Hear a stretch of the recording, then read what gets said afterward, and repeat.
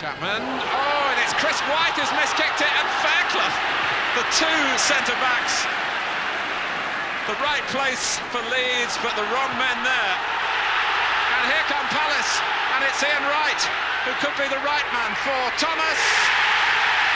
It's a goal. Leeds should have been leading, and they're trailing.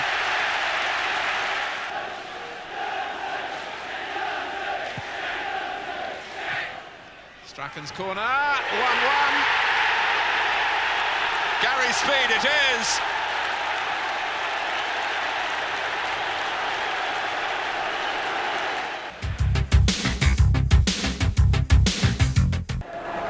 Rush just wouldn't let go, would he? Whelan to Beardsley. Oh, that's an unbelievable ball for Houghton. Shilton to beat. Shilton beaten. And Ray Houghton gives the scoring pass, the scoring finish it deserved. But how on earth did Beardsley know he was there? Talk about eyes in the back of the head. He actually had a little glance there, but the rest was down to radar. Nicol to Houghton. Barnes offering himself. Rush. Barnes again. Oh, he's got behind them this time. Beardsley! That'll do.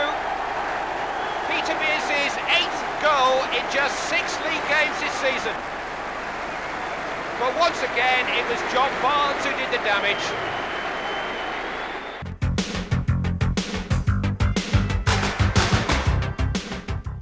When these two teams met a year ago, it ended in an almighty brawl, costing both teams a total of £70,000 in fines.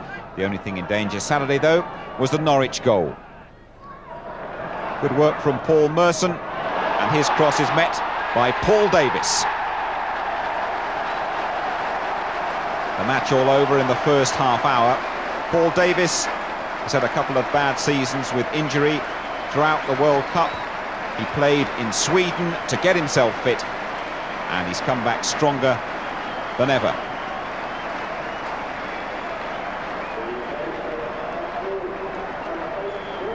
Arsenal dominating the match, and a good move involving Siggy Jonsson, settling well into the side.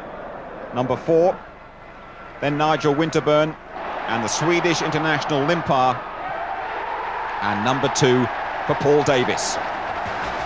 Arsenal couldn't add to their lead, but it's a convincing win, and the North Londoners confirm their status as Liverpool's main rivals.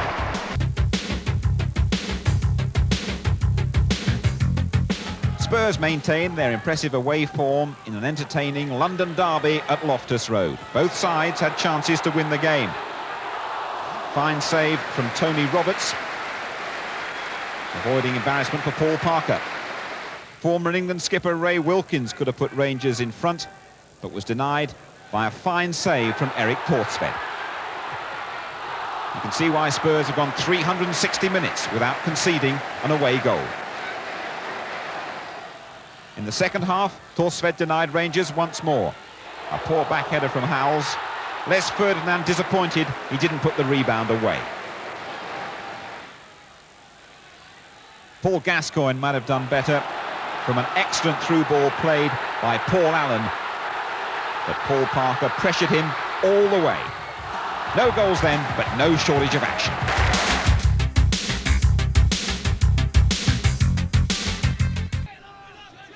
Well, there'll be snow on the ball when it comes down from that kick from Besant. Case gets it clear to Wallace. Moncau. Straight to Cook, and that's a lovely ball for Shearer. And he's got himself away from the defenders here. He's done well. He's done brilliantly.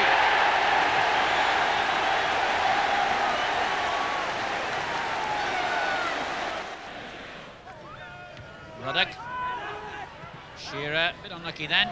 Clark intercepted. On from Nicholas. Dodd read it well. But here's Townsend, and now Dixon. And Townsend again, and Clark, and he's made room for the shot, and he's scored.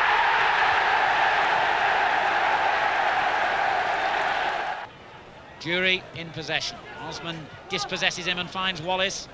Letizia. Wallace has gone forward. Oh, it was a shame. Letizia couldn't deliver a better ball than that.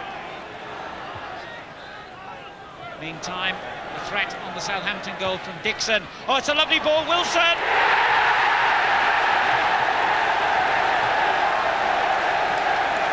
With less than 2 minutes to half-time, Kevin Wilson restores Chelsea's lead. Letizia will take this. Osman, Ruddock, Case, Cook, they're all lurking on the edge of the penalty area. Oh, and it's in! And the presence of at least one of those big central defenders made all the difference. Neil Ruddock hammering the ball towards goal, and it's 2-2. Shearer.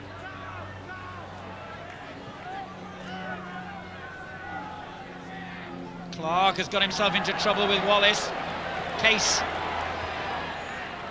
Malik goes to Cook. Shearer on the far post. Wallace! Yes! What a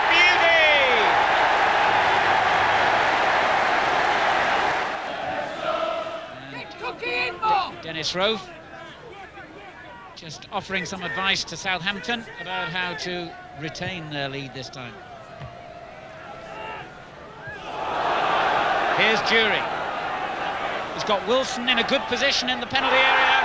Osman's challenge, and it's a penalty.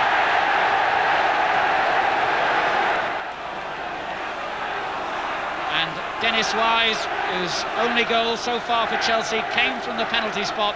The winning goal, in fact, when they beat Sunderland at Stamford Bridge, has an opportunity to bring Chelsea level here.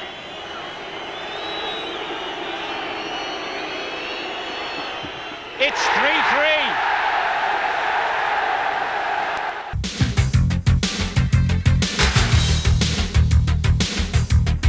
City are proving a tough nut to crack under Howard Kendall. They had much the better of a slightly disappointing first half, but they didn't take the lead until early in the second.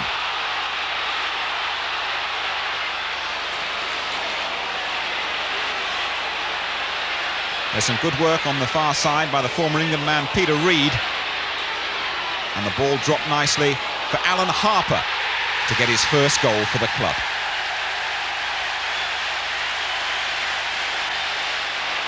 City thoroughly deserved the win, but they didn't wrap up the points until Niall Quinn delicately swerved a right foot shot past Steve Ogrizovic with just 5 minutes left.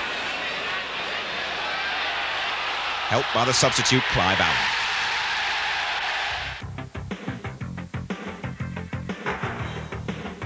It's been a good week for Aston Villa and Joseph Benglosh. A good win in Europe, a plum tie against Inter Milan to come, and a convincing win on Saturday. Villa, though, didn't take the lead until the 44th minute.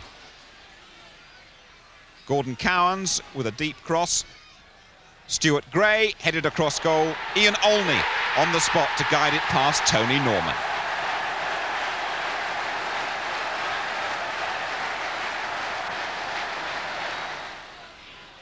And then a dreadful mistake by the Sunderland goalkeeper settled the issue. You certainly won't want a tape of this attempted save from Tony Daly's shot for his home video.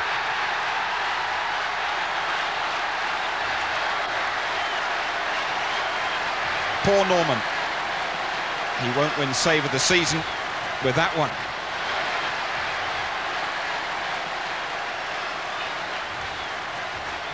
And 7 minutes later, Villa wrapped up the win when David Platt headed his 6th league goal of the season. What an impressive goal-scoring record for the England midfield man.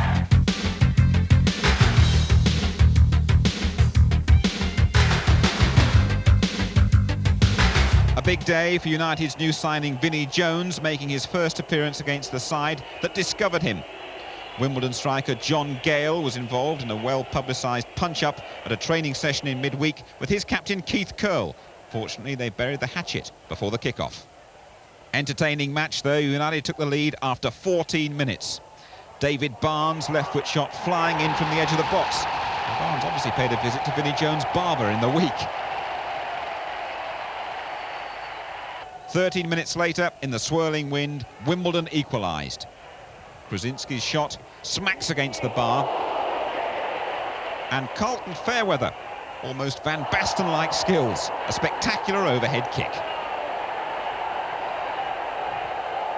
Don striker John Gale then completed a miserable week by committing the second bookable offence on Vinnie Jones. United will be kicking themselves as Wimbledon's 10 men stole the points. Substitute John Fashanu grabbed his second of the season as Dave Bassett's old team pulled off a 3-point mugging of his new one.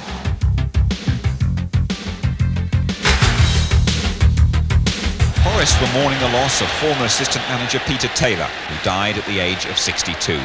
Taylor's famous partnership with Brian Clough brought the club its most successful era, the League Championship in 1978 and European Cup triumphs in 79 and 80. Forest's present-day team honoured Taylor's memory with their best display of the season. Steve Hodge opening the scoring after just 2 minutes, seizing onto Nigel Jemson's touch to mark his return from injury.